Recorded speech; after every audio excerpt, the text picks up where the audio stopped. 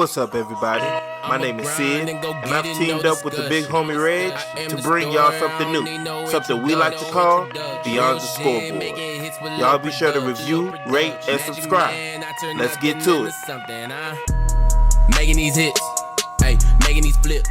Welcome back to Beyond the Scoreboard, where every 25-point lead is safe. As always, I'm Sid. What's going on, Reg? Man, another day, man. Ready to dive into this Who Dat sports talk.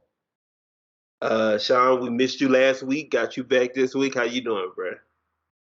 I'm okay. How y'all? Making it. So as always, we're going to start with our Saints. Then we're going to get into some NFL, just league coverage in general. And then we're going to talk some Detroit Lions, since we have a serious Detroit Lions fan here today. And per usual, but he don't get no time because this is a Saints country. So we're gonna give him some time to talk some Lions today. So still not that active. The Saints have been over the past, since free agency started, honestly. But there has been a little news here and there being sprinkled in. Of course, last week when we were on here, we talked about the Jameis Winston contract, and that was right before the news broke about Terron Armstead signing with Miami, which we knew was a strong possibility just because of the amount of money they were going to be able to throw at him.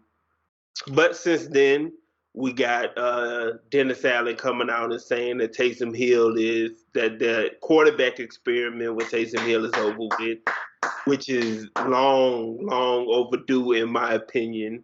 I'm going to ask you anyway, even though I know. How do you feel about that? I absolutely love it. Last year I said that I felt like our quarterback was our best available tight end on the roster. And I love this move because I feel like this is what he does best. He's great with the ball in his hand and in open space, trying to make folks miss, trying to run folks over. So I love this decision. And like you said, it's well overdue. So it's crazy because we haven't seen a whole lot at Taysom Hill at tight end, but being a Saints fan, we know what he's capable of doing. So I'm looking forward to it, to be honest with you. Honestly, they could have moved him to any position, and I would have been fine with it. They could have said running back, wide receiver, tight end. They could have said we're going to try him out at safety or linebacker, and I would have been like, that sound perfect for him. Let him try it out there. So in response to that, of course, but into response to that, the Saints go out and they get a veteran quarterback to shore up their quarterback room. They go and sign Andy Dalton, who I remember talking about last offseason, somebody that I would have been in favor of us bringing in. But you go out, you get another veteran quarterback because you're losing one in the quarterback room, basically. And he's more of the traditional quarterback. He's somebody who's consistent in what he's been throughout his career. How did you feel about that move?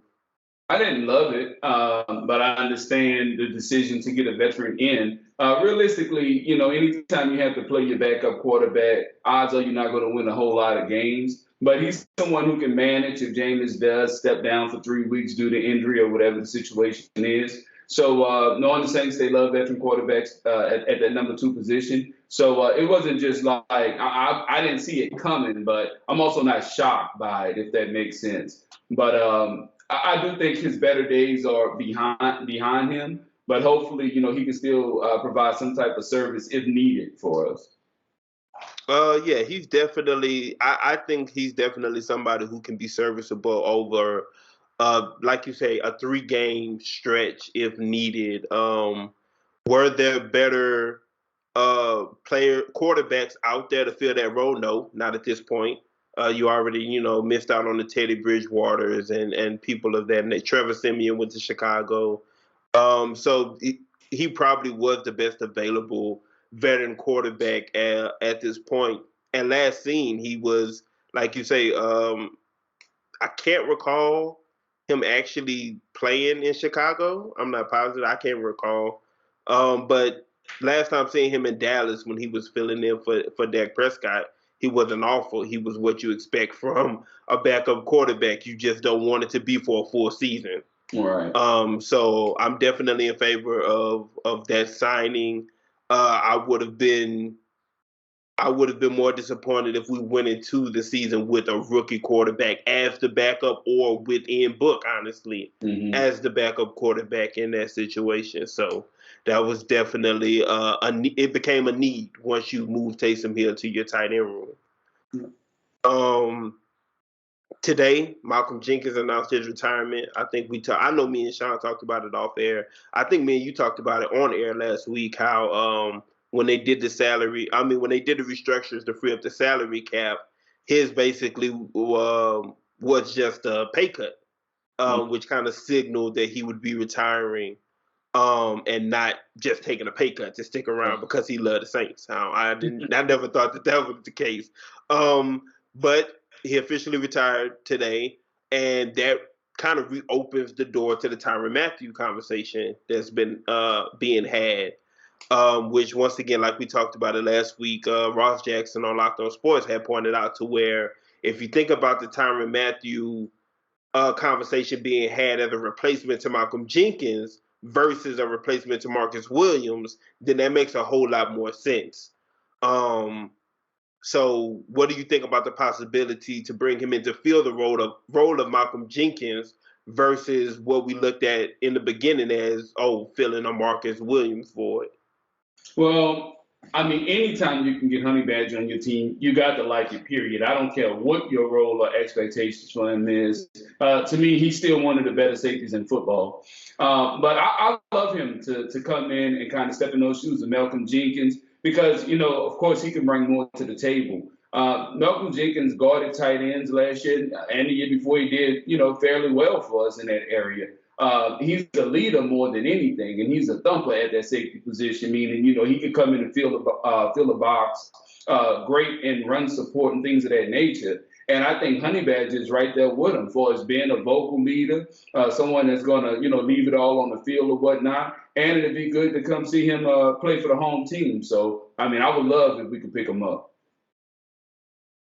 Yeah, and I feel slightly different from you. I don't like just bringing him in to bring him in ain't something I'm willing to do. But now that the position of Malcolm Jenkins is open, I would love for him to fill that void for sure. He can definitely do that. Like I said, when you looked at him replacing a Marcus Williams, that would have to be a whole change of philosophy when it came to how we play our safety positions, and I wasn't a fan of that.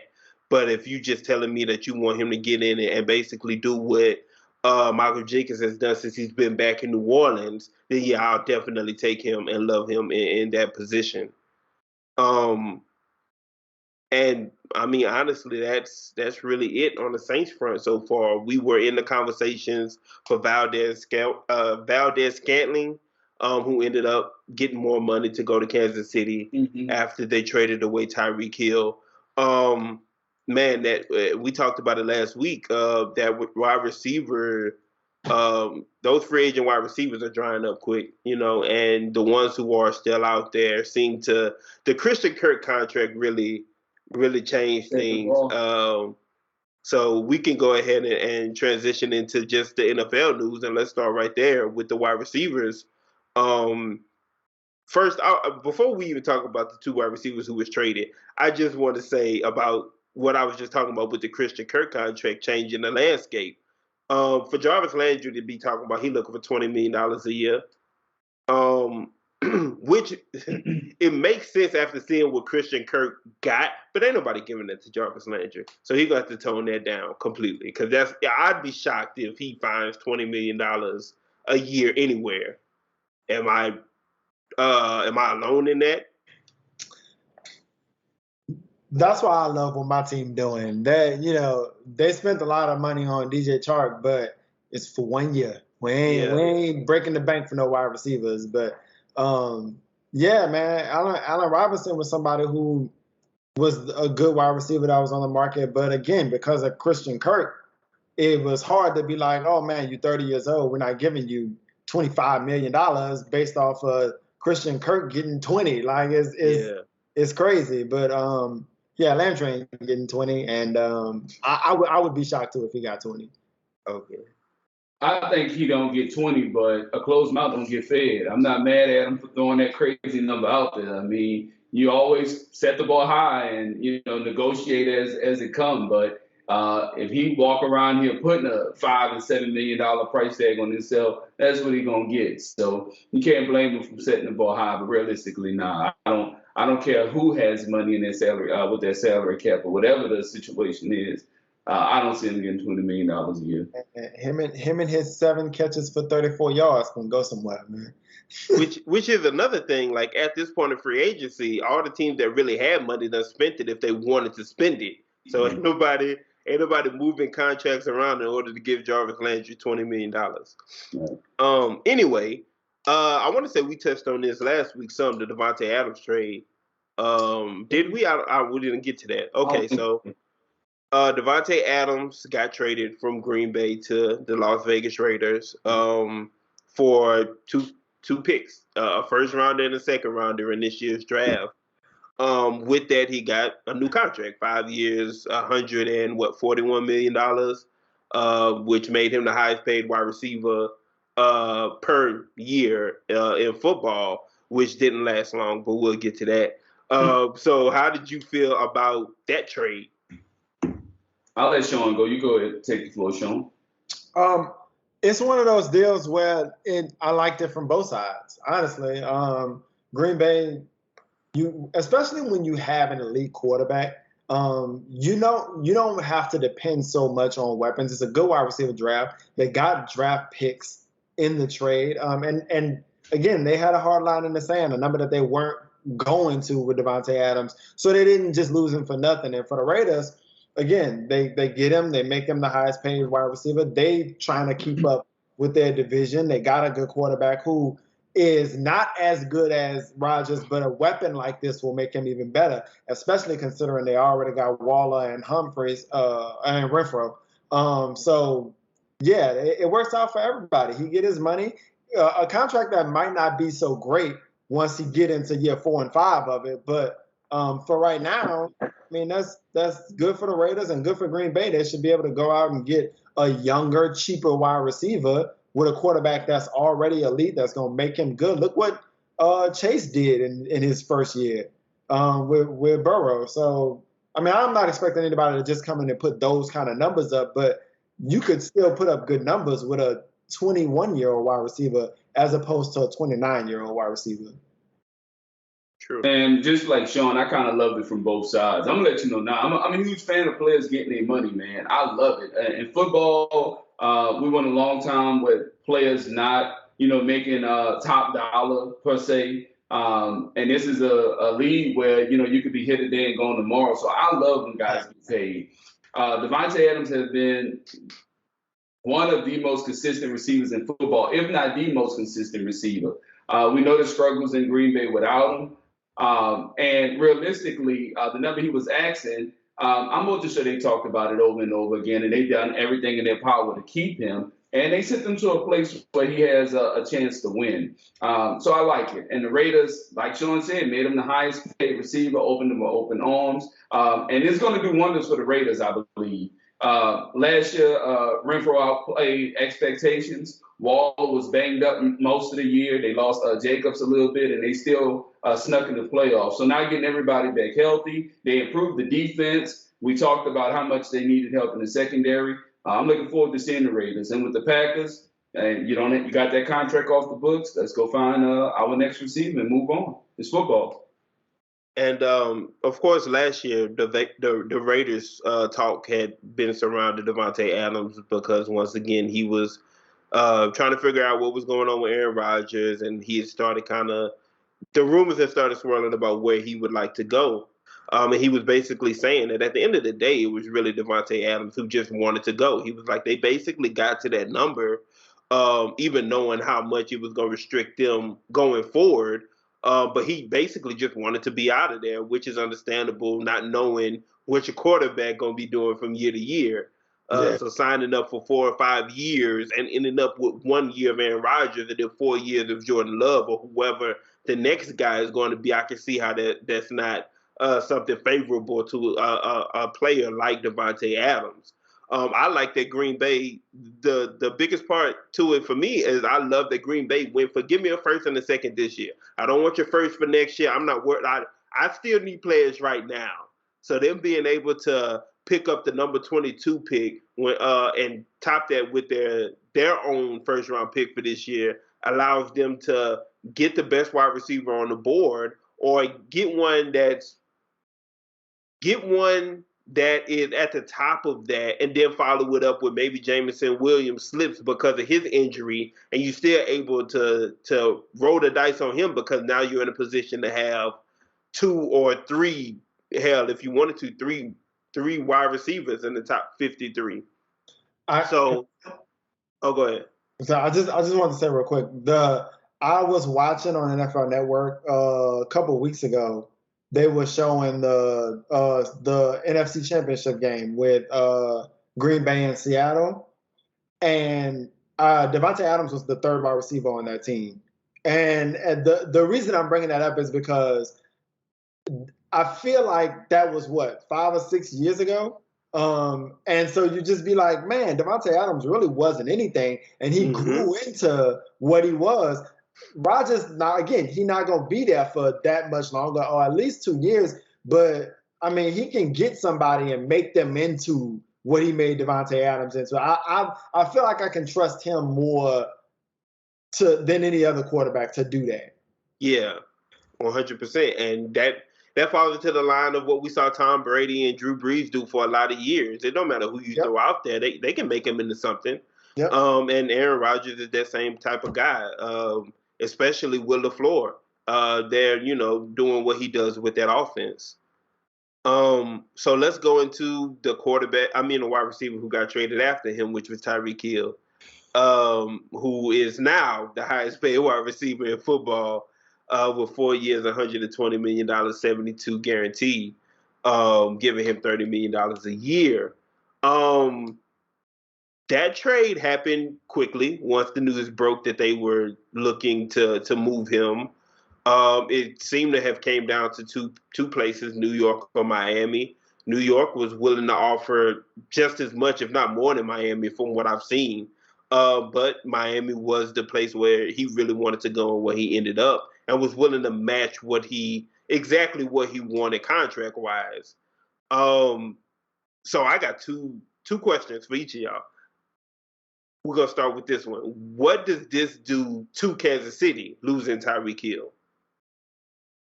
Well, I mean, anytime you lose a player of Tyreek Hill's caliber, you definitely take a hit. They still have Pat Mahomes and Andy Reid and, Travis Kelce. So, they're still going to move the ball. But, just from a football perspective, what folks got to understand about Tyreek Hill is he changes the way defenses line up. At all time, you have a safety over top. And that alone, helps the offense out tremendously because that's one less person that's in the box on certain downs or however you want to call it for football. But he's a tremendous talent.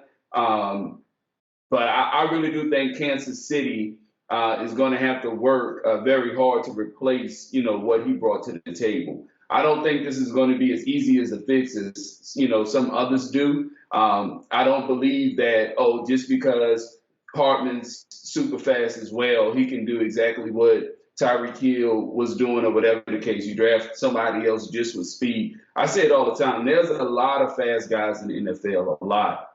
Very few makes defensive coordinators worry the way Tyreek Hill make them worry. So I think it's going to be hard for Kansas City to replace what he was doing for him. I disagree, and respectfully. I feel like it's kind of like a Randy Moss thing. Randy Moss used to be the example that I think of all the time. He used to run a lot of deep routes. And it was like, why would I do anything different? Because you can't stop me from doing it. But I feel like just because I did that all the time, don't mean I can't do something else. You know what I mean? And so just because Tyreek Hill was the guy that you had to worry about taking the top off the defense, if they don't have him, that means they probably can play offense a different way. And I feel like Mahomes is as good as anybody in the league. He can adjust to not having him. I think Tyreek Hill is going to miss him way more than Mahomes missed Tyreek Hill. Oh, absolutely. Yeah. Yeah, absolutely. And I agree with that too. And you touched on one of the points, which is Patrick Mahomes is one of the best quarterbacks in the league. And that's with Tyreek, without Tyreek, with Travis Kelce, without Travis Kelce. He's top 3 quarterback in the league. The second is Andy Reid. Andy Reid is no slouch. He's one of the best offensive minds in this league. He's been that way for 15, 16 years, to my knowledge. It's probably been longer than that. So there's like you say, it's going to be a lot more probably that they're going to be able to do now that they don't have a Tyreek Hill. They went and got another speedster in Valdez-Scantling, like we mentioned earlier. They went and got another possession guy in Juju Smith, who's shown that he can be a number one. So I like what they've done so far. Replacing Tyreek Hill, you're not going to replace exactly what he was, but I think this actually opens up a lot more for them, especially salary cap wise, where it gives them $20 million all of a sudden that they didn't have in salary cap to go out there and do more things that they need to do, especially on defense. And it seems like I've seen that just like Green Bay, they've called around about other wide receivers as well. I don't think they get anybody, but it shows that they're willing to go out there and not stand pat at what they are after losing somebody like that. Right. It was a good business decision for them, getting off of that money. You can't be paying Patrick Mahomes what you're paying him and then turn around and be paying your wide receiver that type of money and expect the rest of the team to be any good. Absolutely. And just to be clear, like I said, I'm not saying Kansas City about to fall off a cliff or anything now. Like I said, they're still going to be able to move the ball. I just think that what he brought to the table, I'm not sure if there's another receiver that gets that attention right now. Like with the safety over the top, every single play, this, that, and other. 4th down, they're the only team passing the ball on 4th and 1 these days. Things of that nature. That's all to me. A lot has to do with the trust they have in Mahomes, and of course how you have to defend Tyreek. But what I'm saying is, as far as replacing him, and going forward, are they better or are they worse? We got to remember Kansas City, like every single year, was penciled into the Super Bowl or representing the AFC, in an AFC Championship game or whatever. I'm saying this is the first year I feel like folks are not just saying, okay, we know it's going to be KC representing the West. So, representing the AFC. So that's what I mean when I say he kind of changes things, like expectations, winning, things of that nature. But I definitely think that has more to do with the conference strengthening than them losing Tyreek Hill. Yeah, of course, losing Tyreek Hill hurts their chances, but their chances had started going down anyway because of how strong their division specifically had gotten over these past few weeks. Right, and that's what I'm saying too. Like I definitely agree with you. At this moment in time, they're a worse football team. Yeah, they're losing Tyreek Hill, but again, we still got the draft to see what they're gonna do if they land another wide receiver. We got to see what Valdez-Scantling looks like in their offense. So at this moment in time, they worse without Tyreek Hill.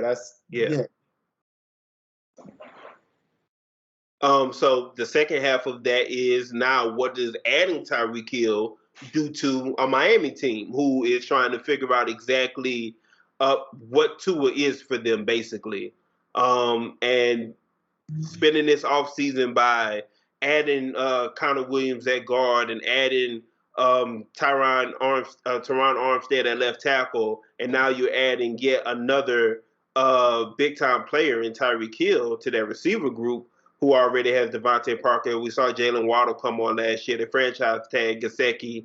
They added what? Not James Conner. Who's the other? Chase Edmonds. They added Chase Edmonds and Raheem Morstead.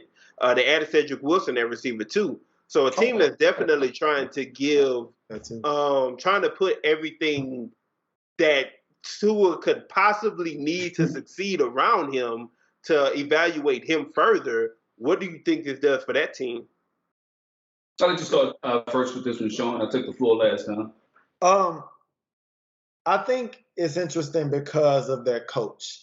If he comes and tries to basically be Mike Shanahan, that's dangerous in the AFC. You know, I know I mean it in a good way. Like if he can take what they done with the same model, Gesicki be Selleck and Hill be Debo, and you know what I'm saying, and all that stuff like that. Man, if Tua can just be Garoppolo, basically you want more. But if he can be something like that, they could be very interesting when Buffalo's the only team that they really got to worry about in that division. And for me, the only thing it truly does for me is make me say Miami needs a quarterback that can win now.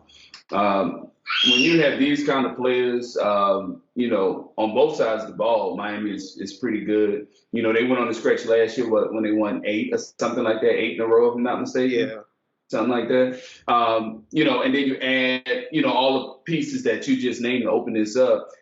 You know, you got the win now, and I'm just not sold on Tua. I'm not riding him off, anything like that. I'm just saying at this present moment, I haven't seen anything that would make me say, okay, they got Tyreek Hill, they got all the rest of these guys. Now they're favored, or I can see them making it to the Super Bowl and all this and that. So I'm kind of still at the same point as Miami. I still feel like they're a pretty good team. If they make the playoffs, it wouldn't surprise me. If they miss it by a game or two, it wouldn't surprise me.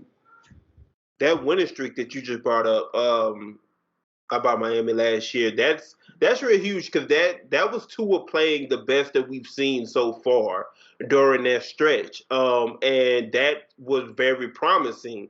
Especially with the chemistry he started to build with Jalen Waddle. And once again, playing behind an offensive line that we knew were bad. Mm-hmm. And speaking to Sean's point, their coach, I heard him on Levitar's show. They interviewed him when he first got there, and he was saying, look, man, they asked him, look, they had a horrible O-line there last year.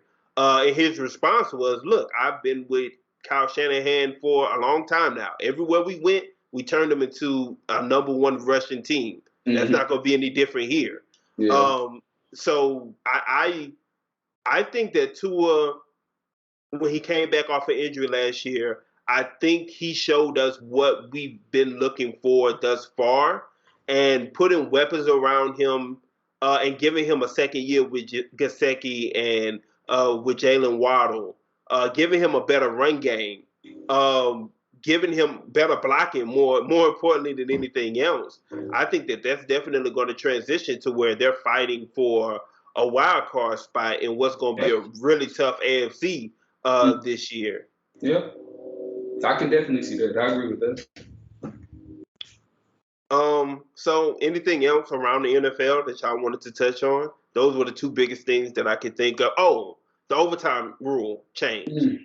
The overtime rule change. I'm gonna start with Sean just because I know. What did you feel about that?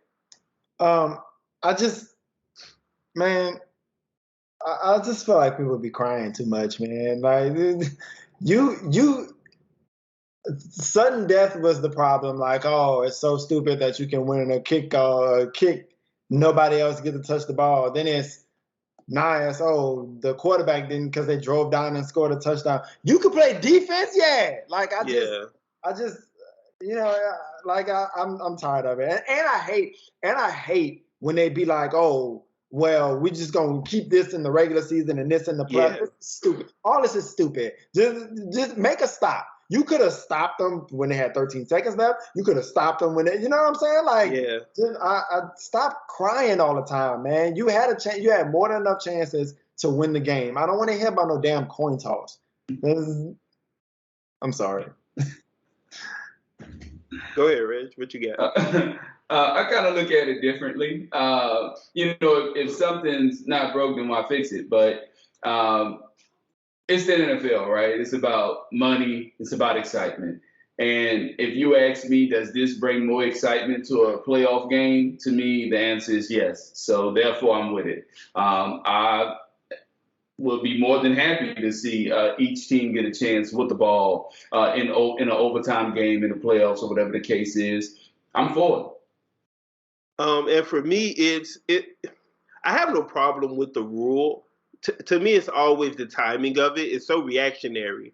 Yeah. Just like how Sean brought up when they changed it when we beat Minnesota in the playoffs, and it was like, no, they can't be losing off of field goals anymore. That's wild. Brett Favre couldn't get the football again, so let's make it to where it has to be a touchdown. It's so reactionary. If this was a rule that happened 2 years ago after just something, the same thing with the pass interference. Oh, we're gonna challenge pass interference. So reactionary. People crying. Let's not do that. So I have no issue with the rule. It's the timing of it for me. But yeah, I had a feeling you was gonna feel like that about it, Sean. That's funny. So let's get to some Detroit Lions talk. It's been a very random big week for the Detroit Lions. It's so random. First, they get announced that they're going to be featured on Hard Knocks this season. And then you have them get an opportunity to host the draft in a couple of years in 2024. Let's start with the Hard Knocks. How do you feel about that? So let me just say, I heard from the Locked On Lions guy. I don't know this to be factual, but this is what he said. These things were not mutually exclusive. That this is the NFL like giving them the draft because they did the Hard Knocks thing. Yeah. So how do I feel about it? Hard Knocks has always been one of those things where like I want to watch it because everything I've seen from it has been interesting. But am I going to watch it? Probably not. No.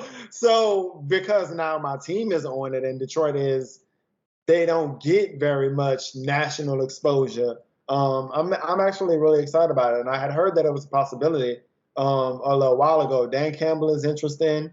The coaching staff in general is interesting. It's a team that I feel like is headed in the right direction.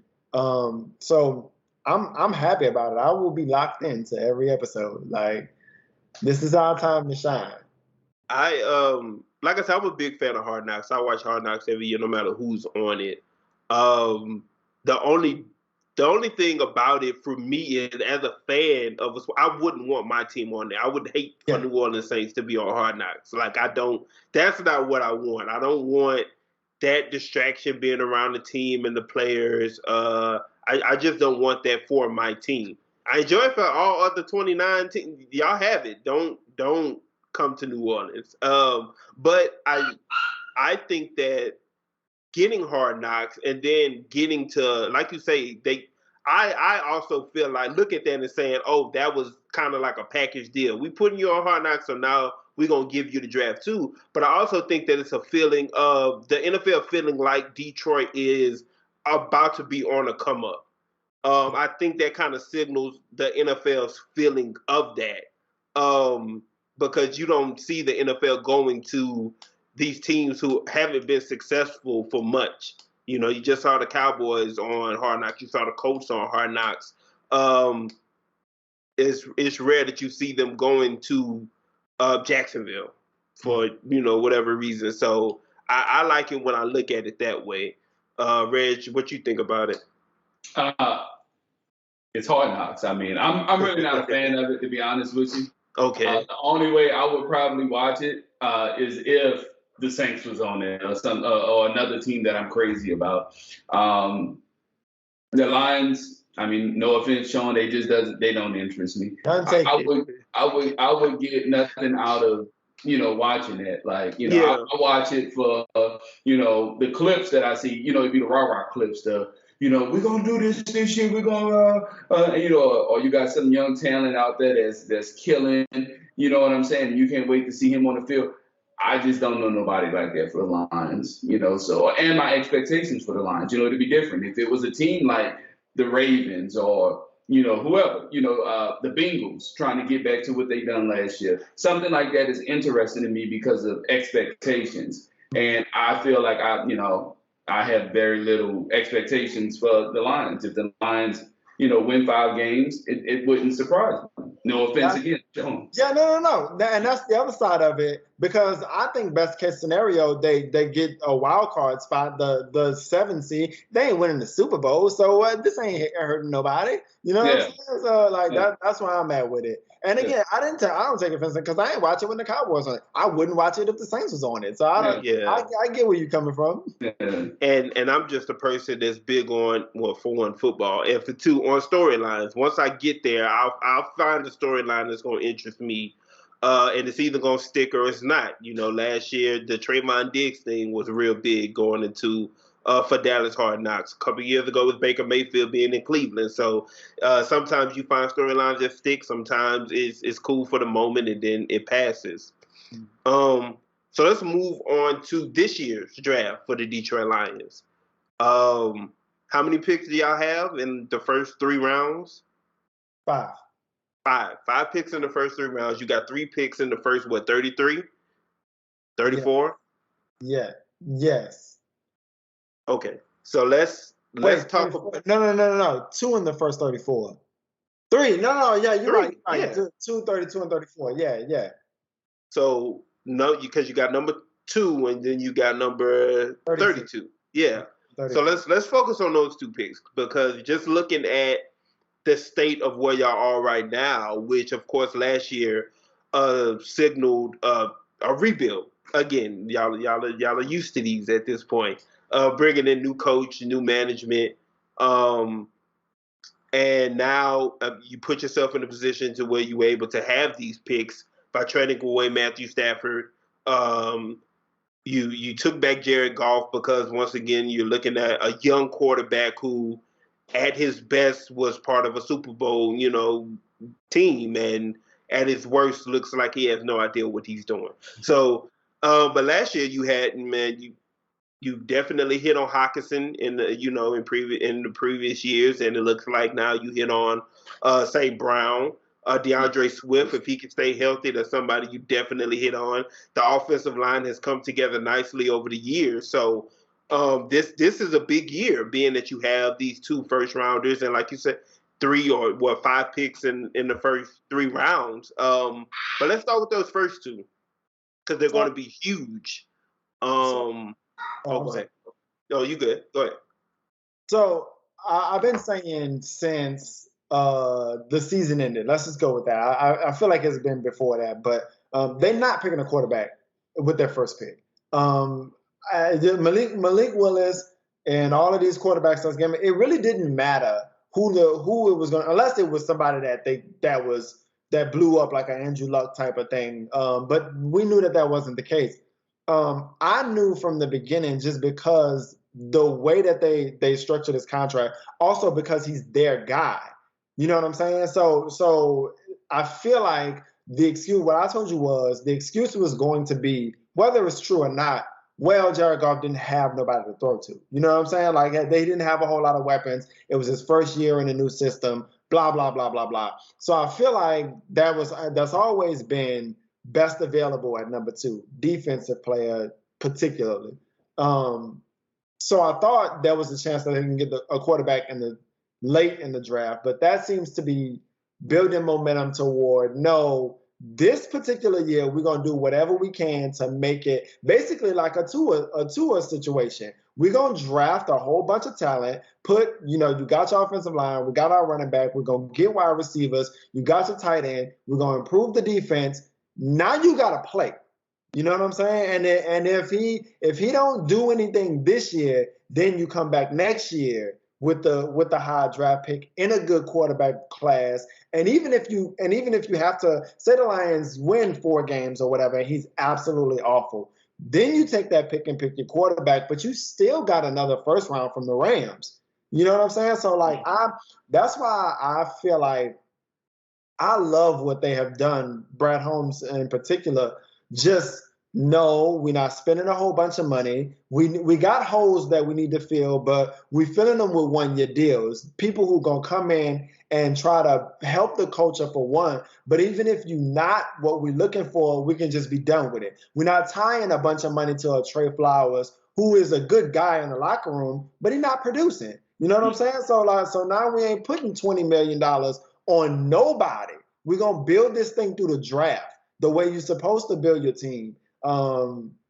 And so I like it. I like what they're doing. I feel like Thibodeau had always been who they were going to get, either Thibodeau or Hutchinson. From what I'm hearing, Thibodeau ain't that type of player. So it could be Kyle Hamilton at number 2, Walker from Georgia. But it's not going to be a quarterback. And I don't think they'll pick a quarterback at all until late in the draft, honestly, because they brought back all the quarterbacks that were in the quarterback from last year. Not saying that that's going to be the roster, the 3 quarterbacks on the roster, but you could get a De'Aaron King in the 3rd round or somebody like that. But it's not going to be Willis. It's not going to be your boy from Pittsburgh. It's not going to be any Matt Carroll. They're not picking those dudes. They putting talent around Jared Goff. He's the quarterback next year, whether you like it or not. So I know you're saying that that's what they're going to do based on you knowing your team. You see what direction they're trying to, get to, whatnot. You see how offseason was addressed. You spoke about them bringing back all the quarterbacks from last year. But is that what you want to do as a Lions fan? Or do you think there is a quarterback worthy of that number 2 selection this year? I like Malik Willis. I would have liked to get him in later on in the round, but I don't like him at 2. Does that make sense? Okay. And I don't love Jared Goff. I don't think he can play, honestly. I don't think he's very good. I hope I'm wrong. You know what I'm saying? Like, I hope because he's still only, 26, 27 years old? Like, and that's like what I was saying when they got him. Best case scenario, he reminds you why he was the number 1 overall pick. You know what I'm saying? But worst case scenario, we get a quarterback next year. If he's bad this year, we get one next year. That's fine. But like I said, I'm optimistic just because we saw what he was able to do with a Cooper Kupp and Robert Woods and all of them weapons around him. If we can put all of, because you got to help him. Everybody not going to be Mahomes, Watson. You know what I'm saying? Like, just once in a lifetime. Exactly. Yeah.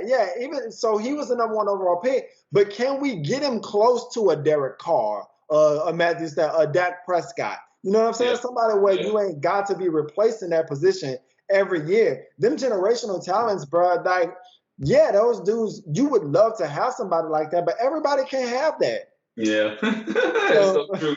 Hey, folks talk about it like it's so easy. You know what I'm saying? Like, and we always refer back to the Mitchell Trubisky draft. And everybody look at how he was drafted over, Mahomes and Watson, I believe, and whoever else. And it's just like, bro, like, hey, if they could see in the future, trust me, they would have never did that. But those type of quarterbacks only come by once every blue moon. All right, so we know that y'all have the number 2 and the 30th pick. So I just want to hear from you as a true Lions fan. You know all the needs that you guys have and the holes you have to address. Where would you like to see those 2 picks in the first round put at? I want to see them. Honestly, the Kyle Hamilton thing has gained some momentum. I like it because people say he might be the best player in this draft. We do need a safety. 2 is high for a safety. Okay, all right, yes. Okay. But if he ends up being an elite safety and you needed a safety and it's a good pass rushing draft, you can get a pass rusher at 32. You can get a wide receiver at 34. If he is the best safety and one of the best players, you might as well pick him. You know what I'm saying? Like, and because it feels like we got to get out of the traditional thinking too, seriously, because something feels weird to do until somebody does it, because a quarterback going number 2 can be a bust. Definitely. So what's the difference if the safety ends up being a bust, then whatever. I mean, but he looked like the best player, just like a quarterback looked like the best quarterback. You know what I'm saying? So I don't think it's a big deal for them to get Hamilton at 2 and then a pass rusher at 32 and then a wide receiver at 34. I like that. I think the reason why folks lean toward the traditional way of drafting is because of the risk reward. So if I do take this quarterback, and although he may not be the best quarterback in the draft, maybe he's not, maybe he's the 3rd best quarterback, but he's still very good. He's going to be a part of our organization for the next 10 years versus a safety not panning out and that safety being the third, the fifth safety select, for his potential wise.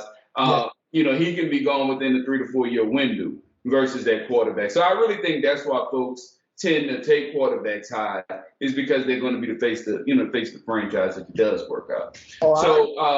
Go ahead. I'm sorry. I was just gonna say I agree that the quarterback thing is you got to get that right. But if this dude ends up being somebody that can quarterback your defense, you know what I'm saying? Like I feel like that's a good pick.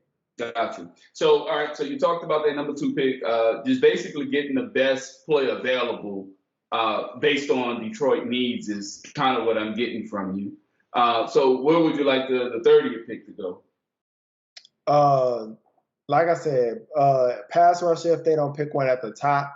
You need a linebacker, anything on defense or wide receiver. What they don't need is a quarterback because, I'll talk about that in a second. But running back, anything on the offensive line, none of that stuff they need. I feel like another wide receiver based on who's on the board at that particular time. You still need a linebacker, even though they signed a bunch of linebackers. But safety, pass rusher, or wide receiver. Those are the top 3 that I feel like, however they end up doing it with those 3 picks, with 2, 32, and 34, as long as it's wide receiver, safety, pass rusher, I'm fine with it.